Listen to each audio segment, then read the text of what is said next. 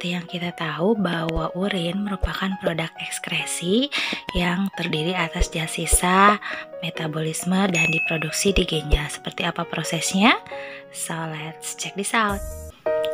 Ya, dua buah ginjal kita yang bentuknya mirip dengan kacang tanah ini ya, merupakan salah satu organ diekskresi dalam proses pembentukan urin.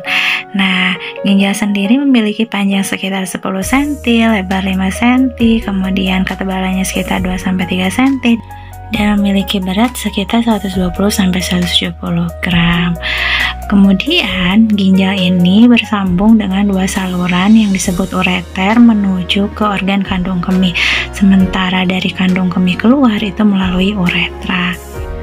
Tugas utama dari ginjal adalah memisahkan antara zat yang harus dibuang dengan zat yang masih bisa digunakan oleh tubuh dari dalam darah. Jadi terjadi proses penyaringan nanti di dalam ginjal ya.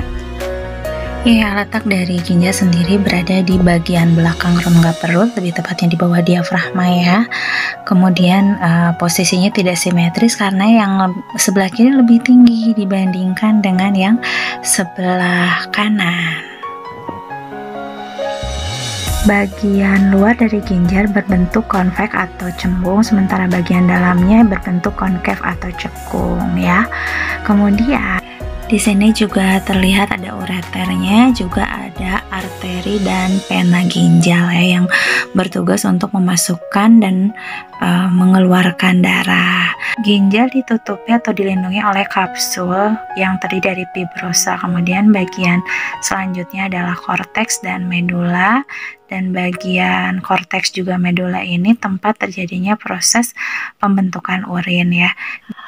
Satuan unit terkecil ginjal disebut nefron. Nah, nefron ini terbagi atas komponen yang berada pada bagian korteks, juga ada juga yang terdapat di medula. Nah, ini adalah struktur dari nefron sendiri, dan kita punya 1 juta nefron untuk masing-masing ginjal.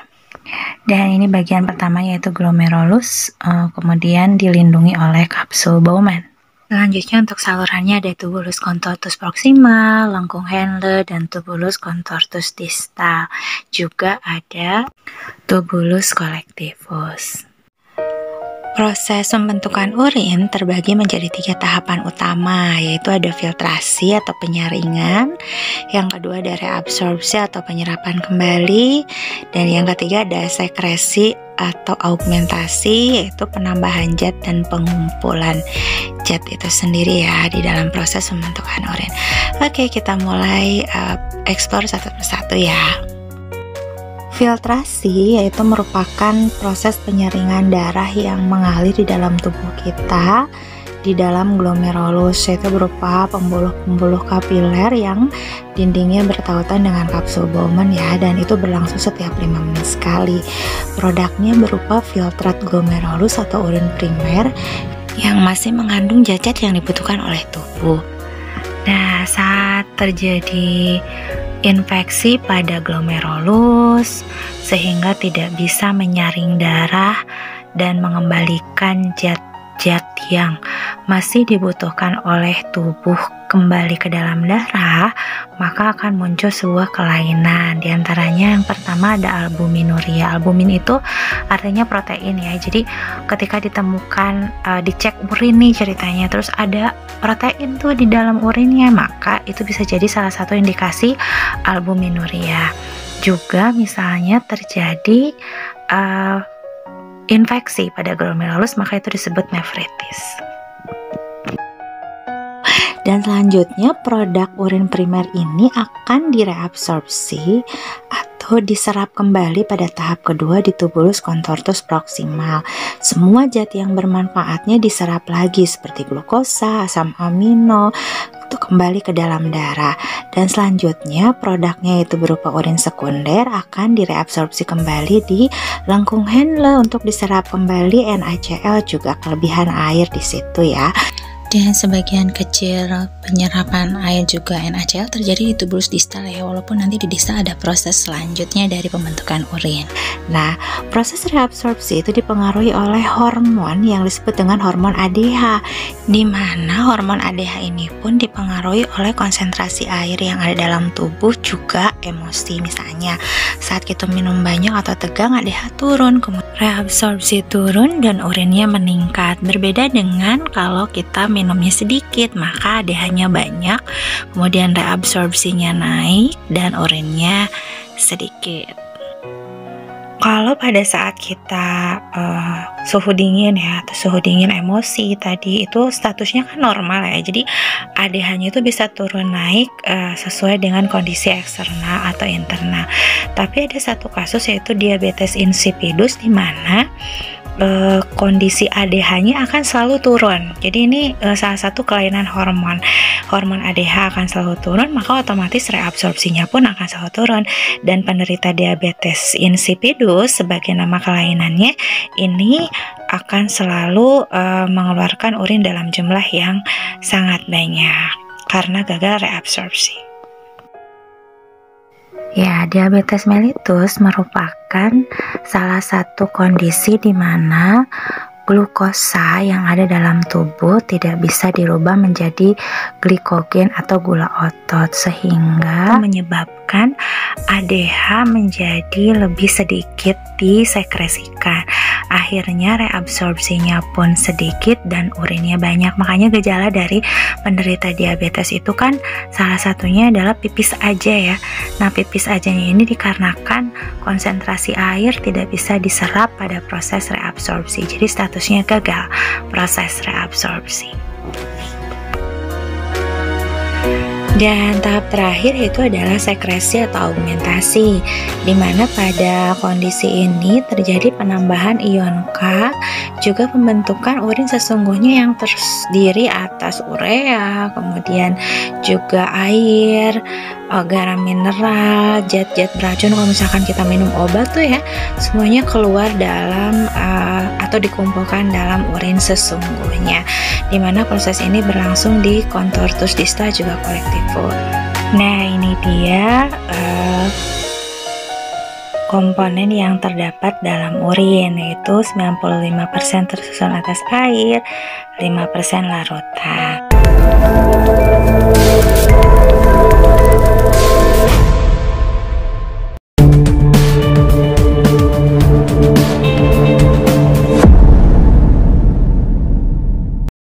Ya, kita coba menggambar penampang ginjal ya, dimulai dengan kapsul ginjal bagian luar.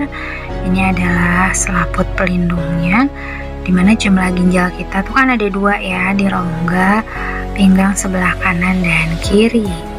Nah, sekarang kita coba, oh ya, bagian setelah kapsul ini adalah bagian korteks atau bagian luarnya.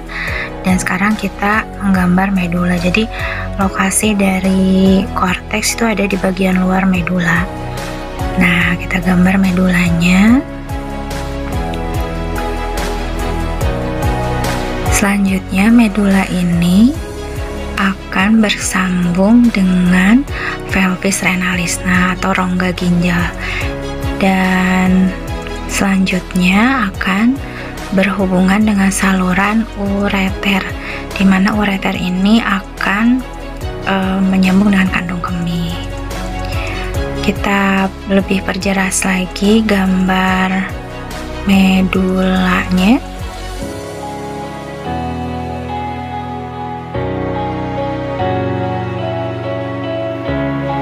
Nah, sekarang kita juga coba gambar pembuluh darahnya yang akan memasukkan darah untuk disaring, juga mengembalikan zat-zat yang masih bisa digunakan ke dalam tubuh ya. Ini adalah pembuluh vena dan pembuluh arterinya.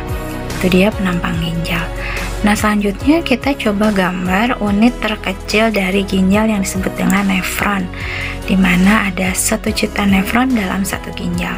Ini adalah struktur dari kapsul Bowman, di mana kapsul Bowman akan melindungi glomerulus. Nah, glomerulus inilah yang berfungsi sebagai penyaring darah atau filtrasi ya prosesnya dengan menghasilkan urin primer.